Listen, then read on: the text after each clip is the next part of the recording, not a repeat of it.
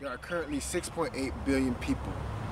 In the next 40 years, there are expected to be 3 billion more people in the population. 80% of the world's population is going to be living in urban areas. With this increase in population, there's going to be an increase in demand for food. When it takes a plot of land the size of Virginia to farm and produce enough food for New York City's demands alone, the realization there has to be dramatic change to better localize and make this a more efficient production process, because we're just running out of room to do it the way that we have been. It's just the scale of the problem now is such that actually if we carry on trying to feed ourselves as we currently do, we're going to trash the planet long before we get to 2050. So for me, vertical farms is a very, very powerful, if you like, indicator of sort of focus of a much, much bigger problem that needs addressing.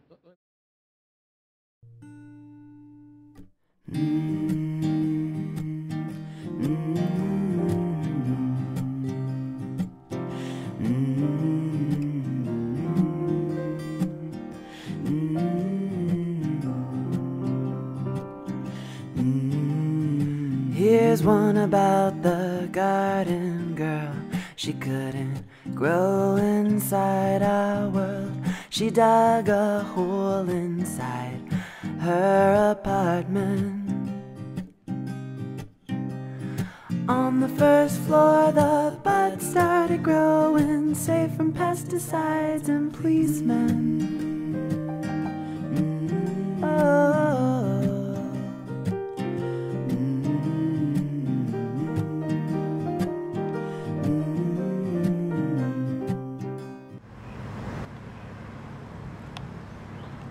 In response to this growing population, there's been a movement called urban agriculture, in which everybody's been moving their means of production into the city in forms such as rooftop gardens, greenhouses, windowsills, and gardens all over the city. Urban agriculture is really gaining momentum because by localizing our food, we can make it a more efficient process.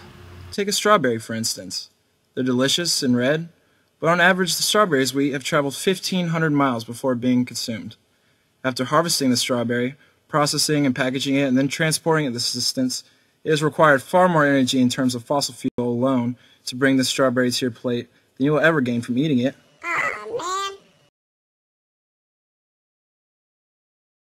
Water is the world's most precious commodity.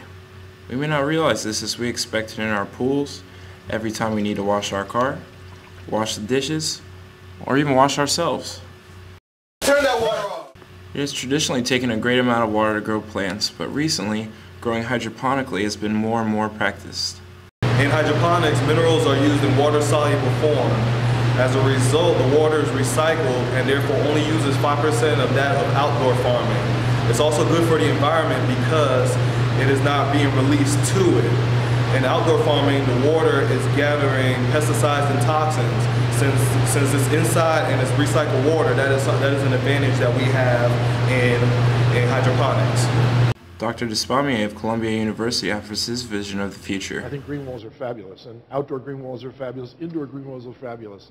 But somehow that doesn't address the scale of the issue of, let's say, to a country like Bangladesh, which last year had a monsoon that was so severe that it eliminated enough soil to feed 2 million people.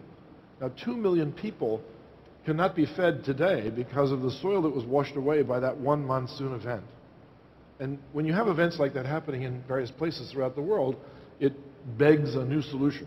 It means that you can't go back to outdoor farming and expect it to work. So are there examples of indoor farming that produce massive quantities of food that, if we could stack them on top of each other and move them closer to the city, would be a viable alternative to what we now face? And the answer is yes.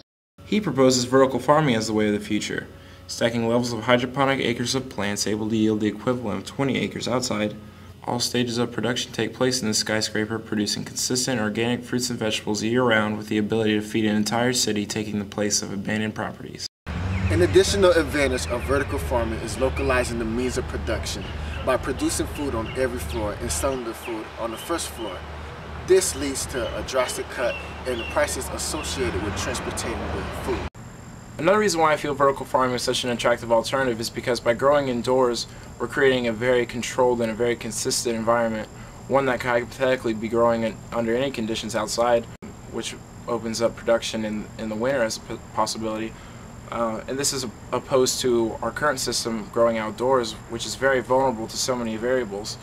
And we saw how last year in the breadbasket in California, a land that we rely very heavily on for produce every year as Americans, a water drain was cut off to it, and within a week this very fertile land was reduced down to firewood, and the impact it had was devastating. And I feel that as we keep seeing these different testaments that prove that our current system is too unstable, certainly now as climate change is also a new factor, I feel the move towards a more stable, a more consistent indoor atmosphere for produce is necessary. Vertical farming uses less water because it's growing hydroponically. And because farming is being localized, it uses less fossil fuels. That's what makes it a sustainable food system. My kernel is the same thought that I began with, and that is that we're 7 billion strong. We use the size of South America to farm. Climate change is affecting where farming can occur. And we've got 3 billion more people on the way in another 40 years. 40 years. 40 years. What are we going to do? Something or nothing. You choose. I choose something. Anything is better than nothing. So for me, a reinvention of farming means I can think about giving land back to nature. That's what I can think about. Any way you can do that. If you can feed people by your guys' methods in the city, I'm for it. Because that saves land outside. That means you can give it back. You don't have to cut down the rainforest. So just think about behaving ecologically and sustainably in terms of food and the environment. That's all. And you'll come up with unique solutions to this that have nothing to do with what we've already talked about. I'm sure of this. But when you do come up with those solutions, please share them with us. We'd like to know. Just think about it. That's what I say.